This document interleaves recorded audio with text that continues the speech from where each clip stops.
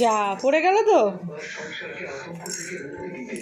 ধরো টিপ পরাইতে আমি পড়েছিলাম, উঠে গেছে, টিপ পড়েছিল, বৌলিন মাখাই না, মাখিয়েছিলাম, ওই জন্য টিপটা উঠে গেছে, হালকা করে দেওয়া হয়ে গেছিল।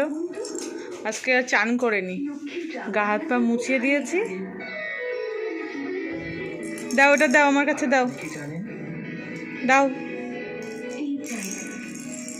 যে অবশেষে শ্রীরাম লীলা সম্পূর্ণ হলো, যা সর্বদা এই সংসারেই থেকে যাবে।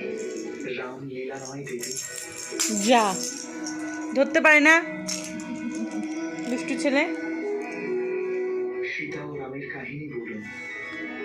ধরার চেষ্টা করে। না কোনো ঘটনা, এই সংসারে ধর্মের ভিত থেকে হ্যাঁ, করার গাথা। সব কটা আঙুলে নাও। ধর্মের অন্ধকারে যারা বিভ্রান্ত তাদের সহ্য হবে এই কথা। কারণ সীতা ও রামের এই না না, ধরো তুমি আমার হাতের থেকে তুলে নাও, এই যে এই যে এই যে চরিত্র দ্বারা রচিত, এই নাও। প্রেম, ত্যাগ, কর্তব্য, সত্য এবং নিষ্ঠা দিয়ে রচিত। চুলটা ভালো ধরতে পারে। হ্যাঁ, ঘাড়ের কাছে চুল, কানের গোড়ায় চুল, সব সময় কোলে উঠলে ওই পিছন দিকটায় চুলটা ধরবে। ধরো, পবিত্রতায় একটি আওয়াজও আসেনি। শ্রীরাম রাজ ধরে ধরে ধরে ফেলে দেয়।